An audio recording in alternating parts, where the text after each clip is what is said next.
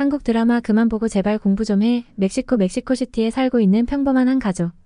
이 가족에게는 한 가지 근심이 있습니다. 바로 딸이 하라는 공부는 안 하고 매일 한국 드라마를 본다는 것. 딸의 미래가 걱정인 어머니는 내가 꿈꾸는 커리어우먼이 되려면 공부를 열심히 해야 한다고 말하지만 딸은 부모의 말을 듣지 않습니다. 그리고 성인이 되자 한국으로 떠나버리는데요. 하지만 얼마 뒤 부모님은 딸이 보내온 편지를 받고 경악하고 마는데요. 어떤 일이 있었는지 자세히 알아보겠습니다. 안녕하세요. 저는 칸티라고 합니다. 저는 멕시코시티의 한 중학교에서 교사로 일하고 있으며 관광업을 하는 남편과 함께 딸을 키우고 있었습니다. 유산을 반복하다 어렵게 얻은 딸이었기 때문에 저희 부부는 굉장히 귀하게 키웠죠. 하지만 너무 귀하게 키운 탓일까요? 애교도 많고 성격은 착하지만 자기 하기 싫은 건 안 하려 드는 딸은 공부는 안 하고 한국 드라마랑 예능만 보더군요. 더 답답한 것은 공부는 안 하면서 또 한국 드라마에 나오는 멋진 커리어 우먼들을 보고 자기도 저렇게 되고 싶다는 것이었습니다. 딸은 자기도 멋진 커리어 우먼이 돼서 일도 잘하고 사랑도 얻고 싶다고 말했습니다. 저는 네가 저렇게 되려면 공부를 열심히 해야 하는데 이렇게 드라마만 보면 되니? 라고 잔소리를 했지만 딸은 끝까지 제 말을 듣지 않았습니다. 딸이 유일하게 공부하는 게 있다면 그건 한국어였습니다. 한국 드라마와 예능은 전 세계에 수출되어 다양한 언어로 번역되지만 현실적으로 워낙 한국 드라마들이 많다 보니 모든 한국 드라마가 번역되기는 어려운 점이 있죠. 그래서 딸도 자막이 없는 한국 드라마와 예능을 보기 위해 일부러 한국어를 공부하기 시작했습니다. 저는 어이가 없었습니다. 취업이나 자기 미래를 위해서가 아니라 고작 드라마 좀 보겠다고 저러는 게 이해가 가지 않았죠. 엄마의 마음으로는 사실 영어를 공부해서 외국에 나가거나 외국계 기업으로 취업하길 바랐습니다. 멕시코도 젊은 세대는 영어를 배우는 사람들이 늘었다지만 아직까지는 10대, 20대도 영어를 못하는 사람이 많아서 취업하는데 충분히 경쟁력이 될 수 있었습니다. 저희 남편도 영어를 잘하고 관광업에 종사하여 달러를 만질 수 있었기 때문에 일반적인 멕시코 남자들보다 훨씬 돈을 잘 벌었죠. 저는 딸에게 틈만 나면 아빠처럼 영어를 배우라고 잔소리했지만 딸은 제 말을 듣지 않았고 자기가 배우고 싶은 것만 배우더군요. 어느 날부터 딸은 성인이 되면 꼭 한국으로 떠날 거라는 말을 했습니다. 그러면서 나중에 한국 갈 비행기 값만 대주면 안 되겠냐고 하더군요. 저희 부부는 어떻게 그렇게 먼 곳에 너 혼자 보내겠냐고 반대했지만 딸은 울고불고 난리를 치면서 무조건 갈 거니까 비행기 값을 대주라고 고집을 부렸습니다. 하지만 저희 부부도 절대 물러서지 않았고 딸은 집에서 서럽다고 몇 날 며칠을 울었습니다. 딸이 저런 식으로 고집을 부리는 것은 한두 번이 아니었기 때문에 저희는 저러다가 말겠지였죠. 그리고 며칠 뒤 정희의 예상처럼 딸은 잠잠해졌습니다. 그래서 저는 딸이 한국 가는 것을 포기한 줄 알았죠. 그러던 어느 날 웬일로 공부를 열심히 하고 있길래 기특해서 과일을 깎아서 딸아이 방으로 들어갔습니다. 우리 딸 이제 마음 잡고 공부해보려고? 응, 열심히 공부해서 장학금 받고 한국 갈 거야. 저는 어리둥절해서 그게 무슨 소리냐고 물어봤습니다. 알고 보니 딸은 저희 부부가 한국 가는 걸 반대하니 한국에 갈 다른 방법을 찾았다고 했습니다.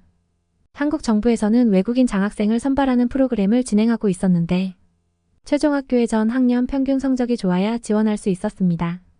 딸은 지금부터라도 열심히 공부해서 꼭 합격할 것이라며 그때는 군말 없이 자기를 보내달라고 말했습니다. 저는 어이가 없었지만 만약 내가 그 장학금을 받을 수 있으면 그때는 말리지 않겠다고 이야기했습니다. 그 당시 저는 딸 아이가 장학생이 된다는 건 불가능하다 생각했거든요. 하지만 놀랍게도 딸 아이는 그 뒤로 마음을 잡고 공부를 해서 성적을 올렸고 1등까지 했습니다. 학교 선생님들조차 저에게 연락을 했을 루이스가 완전히 달라졌다면서 대체 무슨 일이 있었냐고 물어볼 정도였죠.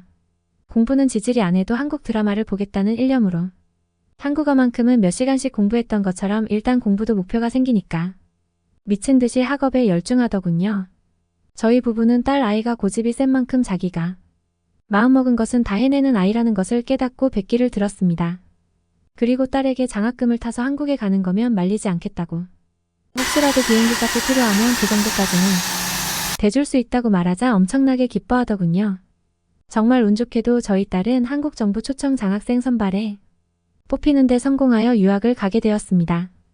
한국 정부에서 학비와 생활비는 물론이고 항공비까지 지원해주는 거라 저희의 돈이 필요 없었지만 저는 모아둔 비상금을 모두 딸 아이에게 주고 부족하면 이 돈을 쓰라고 말했습니다.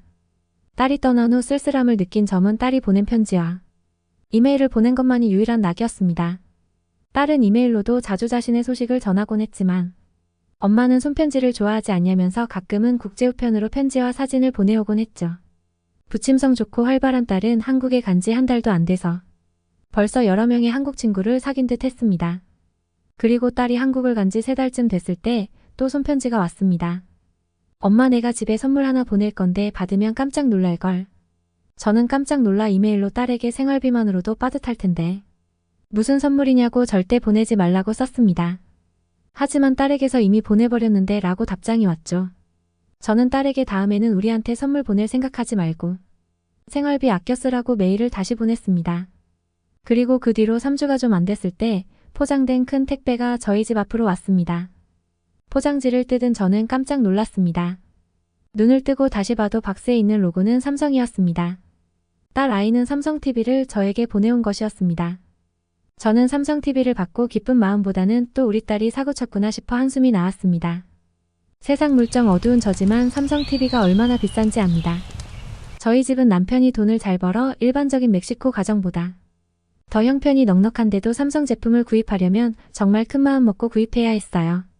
딸 아이에게 그리 큰 돈이 있을 리 없고 결국 비상금에 손댔겠죠. 저는 이메일로 딸에게 그 돈은 그렇게 쓰라고 준 돈이 아니라며 정말 필요할 때 쓰라고 준 비상금인데 그 돈을 그렇게 쓰면 어떡하냐고 꾸짖는 내용의 장문의 글을 보냈습니다. 하지만 딸 아이는 억울해라는 제목과 함께 놀라운 내용의 이메일을 보내왔습니다. 딸은 절대 비상금을 쓴 게 아니라면서 스스로 알바에서 번 돈으로 산 것이라 이야기했습니다. 정부 초청 장학생이라도 아르바이트는 가능해서 주당 허용 시간만 넘지 않으면 아르바이트를 할 수 있다고 했습니다. 딸은 통역 알바를 해서 번 돈이라며 은행 앱에 찍힌 금액을 보여줬는데요. 딸 아이가 보내준 캡처본을 봐도 한국 돈이 어느 정도인지 모르니 인터넷으로 환율을 계산해봤는데 저는 경악했습니다. 딸이 하루 통역 알바를 하고 받은 돈은 제 월급의 약 5배였습니다. 멕시코에서 교사 월급은 평균적으로 500페소 정도였는데 저는 30년 동안 교직에 있었기 때문에 그보다는 높은 800페소를 받았습니다. 한국 돈으로 치면 약 4만 5천 원이 조금 안 되는 금액인데 딸이 하루 동안 통역 알바로 받은 돈이 22만 원 정도였죠.